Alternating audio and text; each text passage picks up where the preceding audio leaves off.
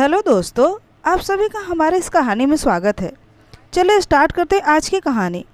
कुछ दिन पहले मैंने अपनी ननद की शादी कर दी थी। मेरी ननद का पति हर वक्त मुझे ही देखता रहता था। ऐसा लगता था जैसे वो मेरी ननद से नहीं बल्कि मुझसे मोहब्बत करता हो। यह बात मुझे बहुत परेशान करती थी। मुझे समझ नहीं आ रहा था कि मैं खुद को इससे कैसे बचाऊं। मैं उसे अपने घर आने से जाने से भी नहीं रोक सकती थी, क्योंकि वह इस घर का दामाद था।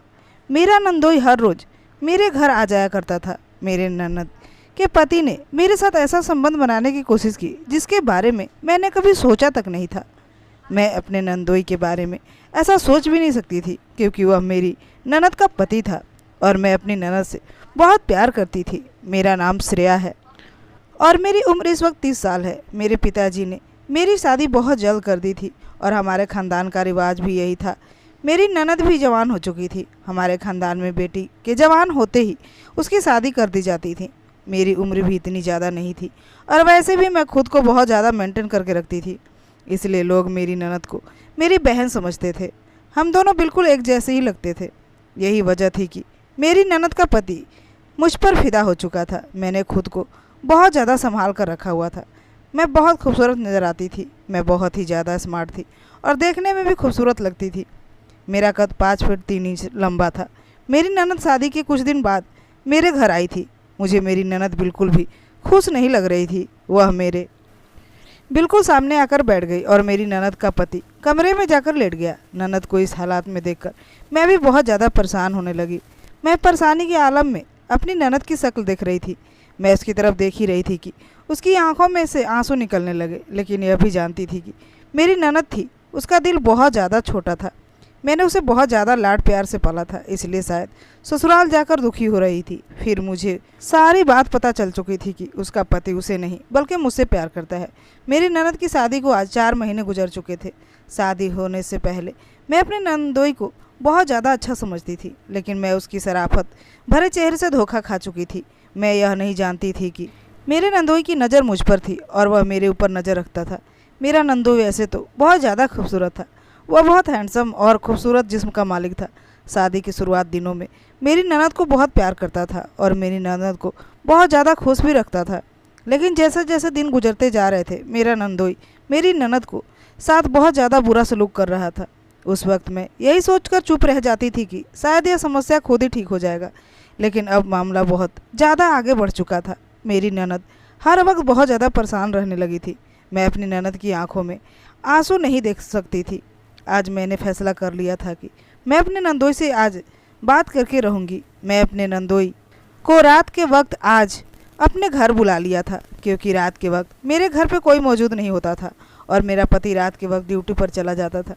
मैं उसे रात के वक्त इसलिए बुलाई थी ताकि मैं उसे खुलकर बात कर सकूं। अपने नंदोई को समझाना चाहती थी, इसलिए मैं बात करना चाहती थी। अभी रात के 8 बज रहे थे और मैं अपने नंदोई के आने का इंतज़ार करने लगी। अभी मैं सोच ही रही थी कि दरवाजे पर बेल बजी। जैसे ही मैंने दरवाज़ा खोला तो सामने मेरा नंदोई खड़ा था। मैं उसे ड्राइंग रूम में अंदर जाने को कहा और सोफे पर बैठने का इशारा किया। मैं भी अपने नंदोई के पास ही बैठ गई। उसने कहा, नंदोई जी, क्या बात है? आजकल आपका रवैया मेरी ननद के साथ कुछ ठीक नहीं है। आप दोनों के दरमियान आपस में क्या बात हुई है? और उससे बहुत प्यार से पूछने लगी। मेरा नंदोई मेरी तरफ बहुत अजीब नज़रों से देख रहा था। ऐसा लग रहा था जैसे वो मुझसे कुछ कहना चाहता हो, लेकिन कह नहीं पा रहा था। मैंने फिर से अपने नंदोई से पूछा, बताओ ना, क्या बात हुई है? वह बहुत अजीब लहजे में बोला और कहने लगा, मैंने यह शादी सिर्फ़ और सिर्फ आपकी वजह से की है। मुझे आपकी ननद बिल्कुल अच्छी नहीं लगती।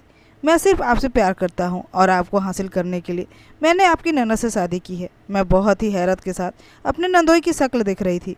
मुझे बिल्कुल यकीन नहीं आ रहा था यह क्या कह रहा है। फिर वह मुझसे कहने लगा, मेरे पास इसके अलावा कोई रास्ता नहीं था, इसलिए मैंने आपकी ननद से शादी की।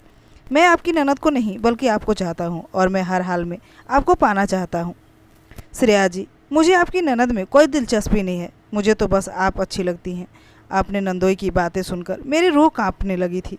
मैं गुमसुम बैठी उसी बातें सुन रही थी। मुझे समझ नहीं आ रहा था कि मैं अपने नंदोई को अब क्या जवाब दूं। मैं लगातार उसकी तरफ देखते जा रही थी। ऐसी बात करने के बावजूद उसके चेहरे पर जरा भी शर्मिंदगी नाम की चीज़ नहीं थी। वह मुझे देखकर हंस रहा था। मेरे अंदर इसकी बात करने का बिल्कुल भी मन नहीं कर रहा था। फिर मैंने हिम्मत पैदा की और अपने नंदोई को बताया कि मेरी बात सुनो, यह कैसे मुमकिन है? मैं तो तुम्हारी भाभी माँ जैसी हूँ, इसलिए तुम मेरे साथ ऐसा कोई रिश्ता नहीं रख सकते हो।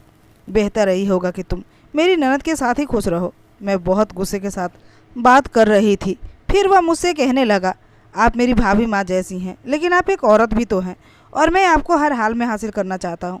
मैं आपसे मोहब्बत करता हूँ। यह कहते हुए मेरी बाजू खींचकर मुझे अपने करीब बिठा लिया।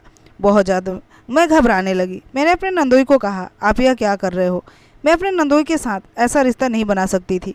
मैं जल्दी से खुद को अपनी नंदोई से दूर किया। मैं दूर होकर बैठ गई। मेरा नंदोई मुझसे कहने लगा, एक बात मेरी कान खोलकर सुन लीजिए, अगर आपने मेरे साथ ऐसा संबंध ना रखा तो मैं आपकी ननद के साथ कभी कुछ नहीं करूँगा, उसकी कोई भी ख्वाहिश पूरी नहीं करूँगा और उसे ऐसे ही रखूँगा। मैं अपनी ननद को हर हाल में खुश देखना चाहती थी।